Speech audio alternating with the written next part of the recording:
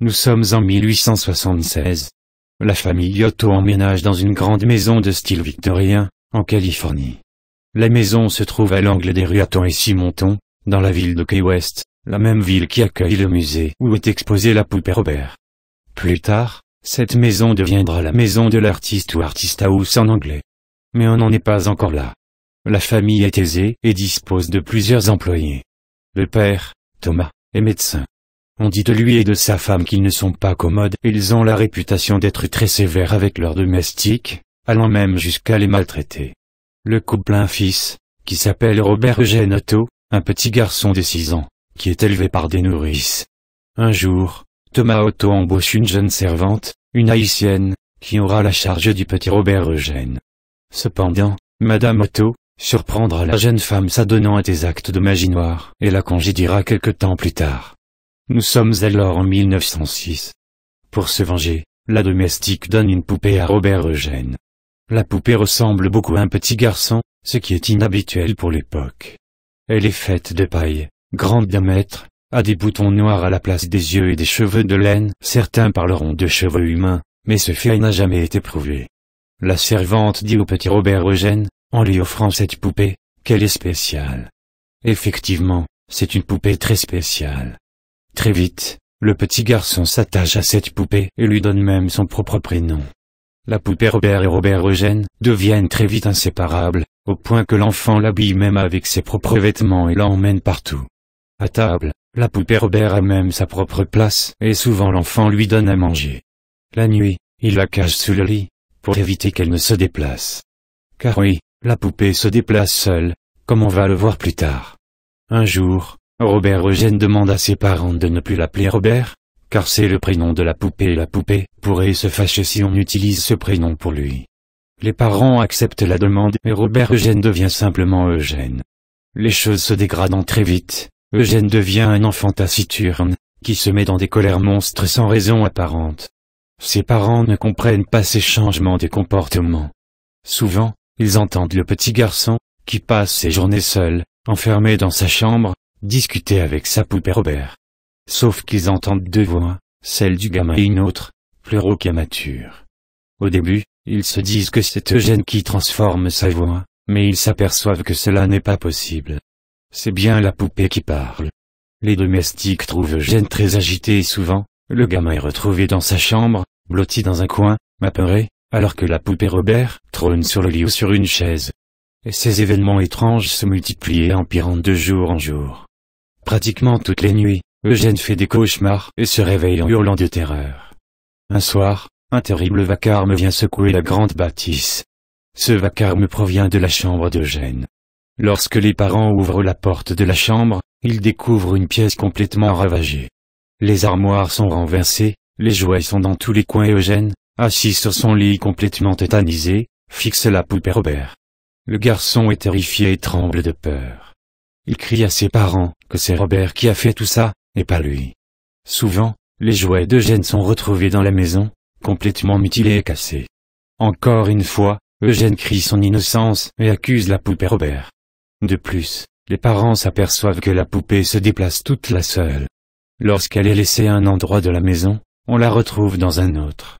Les voisins prétendent voir Robert se déplacer de fenêtre en fenêtre lorsque la famille est absente. Parfois, ils entendent des rires ou des hurlements dans la maison. Des invités, qui ont vu la poupée, prétendent même l'avoir vue cligner des yeux.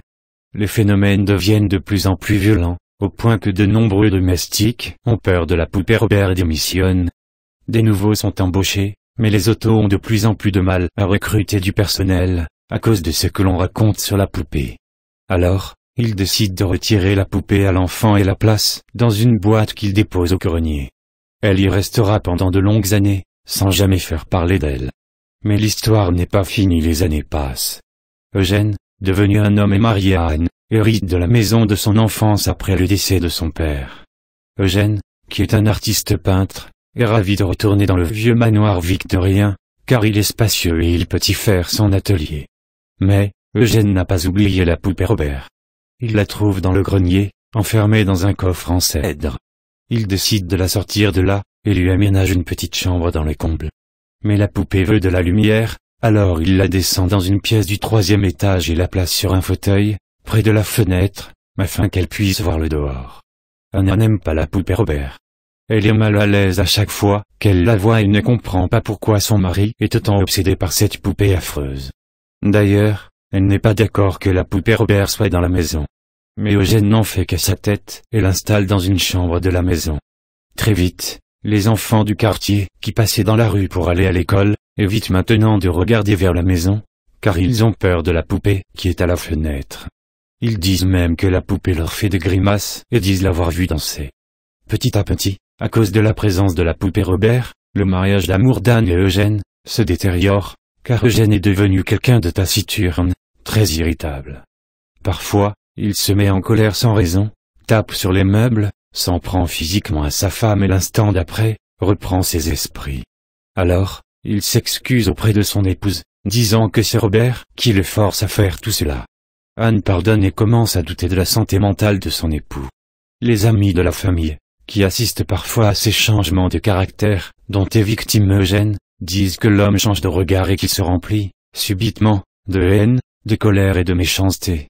Un jour, un plombier qui a été appelé pour réaliser quelques travaux de la maison, se sauve en hurlant de terreur, laissant même ses outils. Il parlera d'un rire diabolique, qu'il aurait entendu près de lui, un rire à faire pâlir d'horreur n'importe quel homme, même le plus courageux. Au début des années 1970, Eugène tombe gravement malade. Il traînera cette maladie mystérieuse durant 4 longues années, qu'il passera enfermé dans la chambre d'amis, avec pour seule compagnie la poupée Robert. Il meurt en 1974, sans qu'aucun médecin ne puisse diagnostiquer sa maladie, sans que l'on sache quel mal le ronge. Après le décès de son mari, Anne va rapidement à la maison et part s'installer à Boston. Elle laisse la poupée Robert dans le grenier. La poupée Robert frappe encore la maison, est achetée par une famille qui, très vite, découvre la poupée Robert dans le grenier.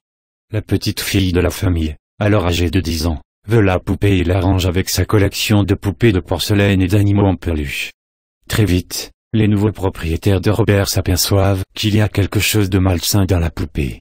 En effet, la petite fille, comme Eugène avant elle, se réveille la nuit en hurlant.